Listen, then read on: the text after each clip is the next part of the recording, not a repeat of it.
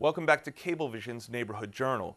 Some of you listening to this show right now may have to turn your TV up a little, or a lot, because right now an airplane is flying directly above your home. Noise pollution and other environmental issues that are affecting residents around Newark Airport were the subject of a day-long event sponsored by Future City Inc. of Elizabeth. When you look at it from above, it's as if the whole area was designed around it. It is the center around which we all revolve.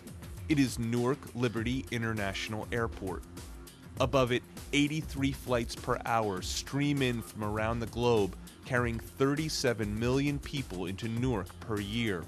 While below, the highway system brings in hundreds of thousands of cars and trucks. It is the artery system of an economic engine. The adjacent port of Newark and Elizabeth is the third largest container port in the country, providing goods to all the world and providing over 120,000 local jobs. We think of a city as a metropolis, but now a new word, Aerotropolis, is being used to describe the areas around airports. And Future Cities Inc. of Elizabeth has studied this concept for the last 12 months. The Aerotropolis is rich in jobs and opportunities and transportation access, whether it be international cargo, airport, train station, highway structure, and there are great benefits to this area, and that's what an Aerotropolis brings. It also brings some environmental challenges, and we realized that we needed to look at the environmental equity element of, if we're going to share the benefits of a region, that we also have to share the burdens and the negatives of a region, especially some things that can't be changed. Future City took the idea of the benefits and burdens of living in the Aerotropolis and gave it to the kids to run with. The culminating event took place at the New Jersey Historical Society in Newark, where all the participants met to share ideas and formally present them. Kids will be talking about the air pollutions in the community. They will be talking about water pollution and the type of treatment that is going on around the community, and how kids actively involve in those programs so that they can help the community and they can help themselves to have a sustainable future. The students looked at three key areas of impact: air pollution, water pollution, and transportation. Sometimes it's not how much transportation there is, but how little there is, explains Elizabeth Historical Society President Paul Mattingly.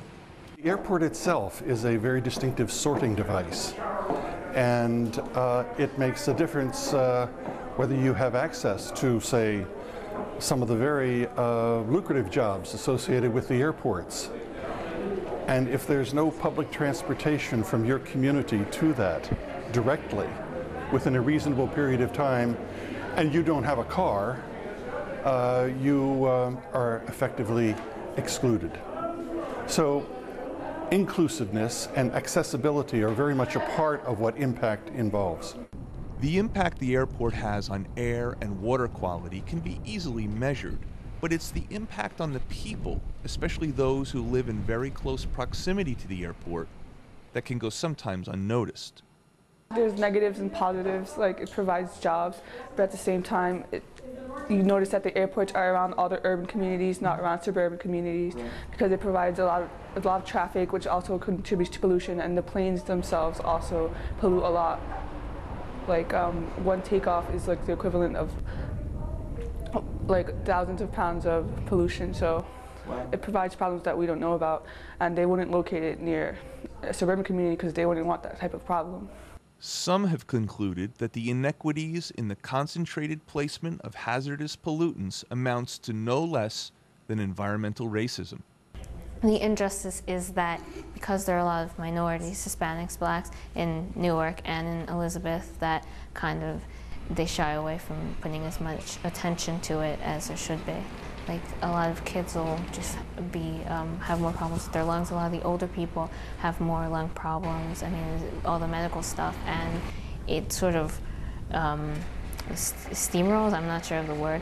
It keeps growing because they have to pay more for medication, and because minority groups tend to have a lower income, base to begin with that gets even lower because now they have to shell out for medication and doctor visits and all that stuff. In the end, what this group of adults is trying to instill is a sense of responsibility in the next generation of leaders. To become leaders, they need to be able to speak up, speak out, and develop a passion for what they believe in. And with Future Cities and what we've been working with, they've had a chance to develop leadership skills to speak out about things such as any kind of environmental issue, air pollution, water pollution, transportation injustices. It's all come full circle. They've had a chance to examine the neighborhood they're in. Well, let's face it, if you've lived on this earth a long time, you think you know everything. But we don't know everything. And the children have a completely different perspective. And we as adults, as stakeholders, have a responsibility to listen to that perspective and to try and act upon their perspective.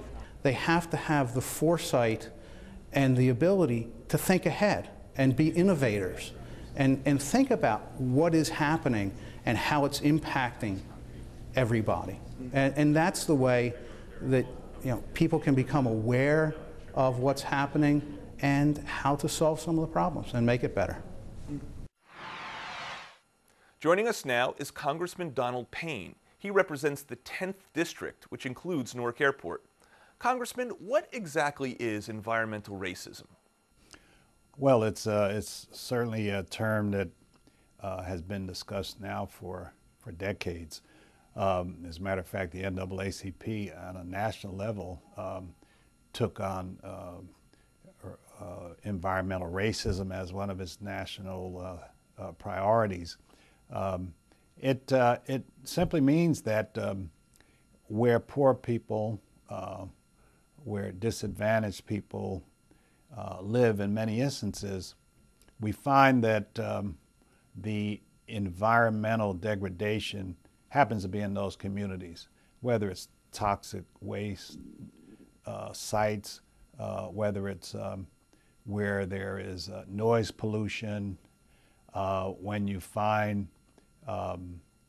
recycling plants being proposed. It tends to be in the neighborhoods, as I mentioned, where poor, minority, disadvantaged people live. And so, as a matter of fact, back in 1994, President Clinton signed an executive order that said that the federal government had to take into consideration anytime there was projects being discussed, that the impact on racial minorities should be taken into account. And actually it was reaffirmed by President Bush. So this is actually something that's been discussed at high levels for some time. Unfortunately, though, it still continues. Congressman, we really didn't talk about noise pollution in the piece. Is this a big concern for residents in the area? Well, the noise pollution is going to fan out over Elizabeth and parts of Newark. It will be increased, some areas as much as 5 times.